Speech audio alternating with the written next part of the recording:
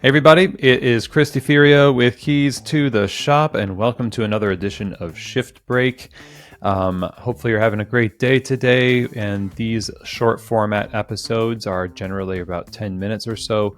First when we started doing this, they were actually 5 minutes, believe it or not. We started beefing it up. Got more to say now, I guess, but glad to have you along in any case, and definitely subscribe to the show if you have not done so already. But today's episode of Shift Break is brought to you by a couple of really great sponsors. First, there's La Marzocco espresso machines, lamarzocousa.com. If you're looking for a great espresso machine for your cafe, you should be going with a company that has been dedicated since day one to delivering quality, dependability, innovation. There's very much been leading the pack in terms of espresso machines for quite a while. I mean, they've been in operation for nearly 100 years. All of their machines are handmade in Florence, Italy, and one of the things about La Marzocco is a household name. Some of the best cafes in the world are kind of the hub of that operation is a La Marzocco espresso machine. That's why it's a household name, because they have been leading with things like the classic Linea, the Linea PB with updated technology of today. You've got the KB90 espresso machine with the straight-in locking portafilters and scales in the drip tray.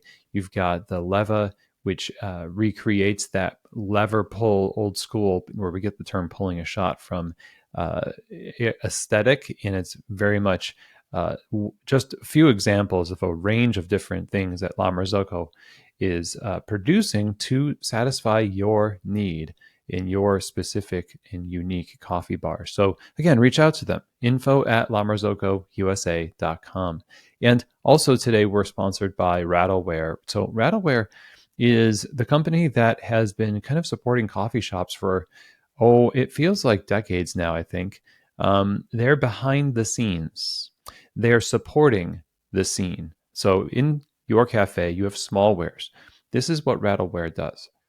They have pitchers, whisks, knock boxes, shot glasses, and anywhere you think, hey, there's a smallware that I need for my cafe, you can find it at rattleware.com.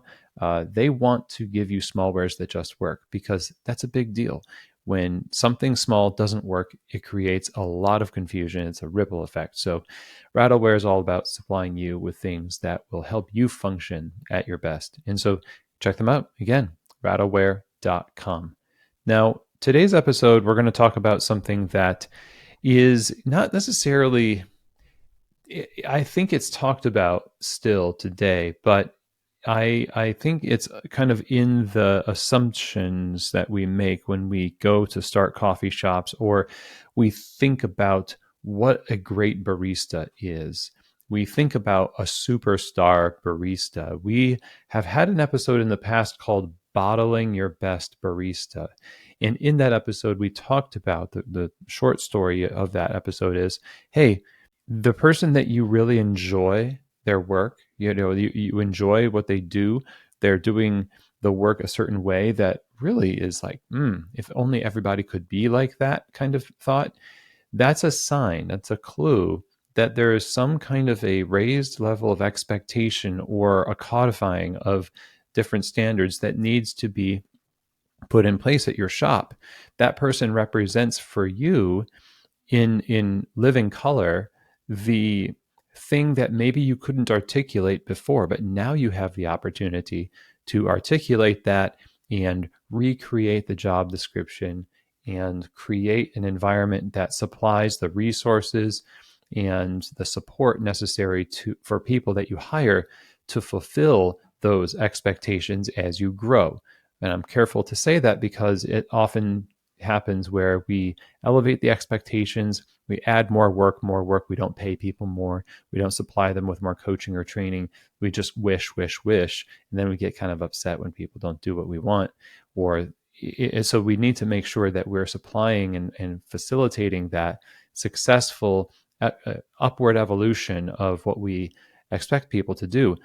And that kind of hits at the heart of this idea of the death and the necessary death of the superstar barista. I've heard it said many times where people are, well, we don't know very much about coffee, but this one person, they know a lot about coffee, and they're going to be our coffee person. And so it's almost like you're going to drop them into that situation, and they're going to create for you the success that you hope for by dint of their passion or past work, or it's wishful thinking. Basically, what it does is it outsources the responsibility that you have to learn about what it means to be a great professional in this cafe that you're running, um, to an individual who's not the owner of the cafe, who you're not going to really pay enough to act like the owner of the cafe. I like the idea of having ownership over your role in your career.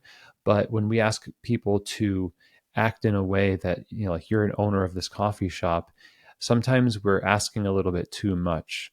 And I like a professional who says, yes, as far as it depends on me, I'm going to be acting as though, in ownership, meaning that I respect this space, I respect the people I work with, my bosses, my coworkers, my customers, and the space and the product. I get what that's trying to do, but people are limited in their availability emotionally, physically, and mentally to your business, and we have to respect that. And part of respecting that means responsibly creating an environment that produces more success for more people, rather than trying to focus all of our attention on that one person who's the superstar barista. To me, that's a problem. When I see there's like one barista that's like the best of everybody and they're going to competitions all the time, and to me that feels like, okay, you got lucky maybe to have that person, but it brings up a lot of issues for others, which is that person seems to be getting the opportunities. That person is the favorite, right? Teacher's pet kind of thing. It comes out in the way that they're treated, because everybody else is seen as, why can't you be like this person? And they're saying, well, why can't you create for us an environment that is a little bit more conducive to producing this type of barista in your cafe? The superstar barista is somebody who, I think, if we're reading between the lines, when we say that, what we mean is, this person fulfilled an unspoken need that I think I have for my business, but I haven't taken the pains to actually articulate and facilitate for other people. And they kind of came in like this unicorn and made it great for me. So now I feel like I'm off the hook for creating this for other people. And so you got to be, it's a dangerous thing. You got to be careful with the superstar barista. It doesn't really do good for coffee, especially when we're talking about having to scale down some of our operations and scale up our relationships. And relationships in the cafe have to be built on trust. And trust is built on the actions that are taken that prove intention, whether good or ill. So if it's ill, there's no trust. If there is good, it is trust. The good action that you do in the cafe is pretty much based around the work. Again, that comes back to, what are you doing to professionally facilitate the success of your staff, resource them well, train them well, upskill them, affirm, coach, direct, communicate, all of that stuff. Every barista that you have on your team right now needs to be getting an abundance of this kind of resource. And you can't afford to have just a large staff that are barely trained anymore. This is where a lot of stress comes from in operations, where we've gotten so big that we are forced to hire people that we know we shouldn't hire. And then when we do have all these people and we do hire them, we're almost trying to hide from them and create systems that allow us to, say, well, just follow this recipe card, here's a cheat sheet. And then the cafes where this happens the most are the ones that end up looking like a telephone pole on a college campus. And that's how we manage our coffee shop. It's just sticky notes and lamination cards and things that collect all sorts of stains, and they're posted in 6 different places, but nobody reads them. It is a surefire sign that we have this kind of mythical thinking around how a cafe is supposed to work without us. and without this deep level cultivation of trust-based relationships based on this work relationship that we have, right? So the superstar barista is something that I think we think of also these days a lot because of the competitions. And competitions are fun, and we've featured people on this show that are competitors, but in no way do I feel like we should create some kind of narrative where these are the best baristas. That I think is dangerous. And any world barista champion or local champion worth their salt would readily admit that yes, they worked hard for this, but that doesn't make them the best in the world. That's ridiculous. Anybody who believes that has some things are loose upstairs. Let's just put it that way. But the marketing around it will actually promote the idea that they say that, but they actually are, because the competition has to be seen in this light of the pinnacle of skill and what all baristas should aspire to. So much so that you will find a lot of baristas, and actually cafes will do this and reinforce this in their cafes. Their inspiration comes not from who their boss is and how that boss is inspiring them to greater heights. And no one knows the work of this barista better than the people they work with and the people that see their work. And yet we're outsourcing all of our aspirations to entities and events that are very disconnected and outside our context, as a way to avoid having to lean into the relationships and the necessary structural work that's really just staring us in the face. It's like this elephant in the room. That is where we get this idea of superstars and heroes of coffee and all this other stuff. And it's natural. It's a human condition to hold up as an example a business, a person. But let's hold that in balance to say, to not discount ourselves, to say also, look at, we have a coffee bar, we have internal standards, we're going to get so good that, yeah, maybe going to a competition is really fun. It's like the cherry on top, but it's not the main thing. We don't need a superstar barista because we are satisfied that we have hired the right people, we have trained them the right way. Those people are respectable, professional people that are capable within their work to render this coffee experience that we're providing for customers.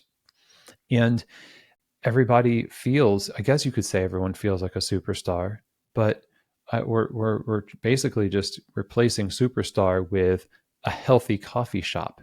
I'd rather have a healthy coffee shop than a coffee shop that relies on the efforts of one, superstar barista. So the pursuit of external validation and competitions and the elevation of an individual to make up for the lack of the corporate in the business is something that does need to die.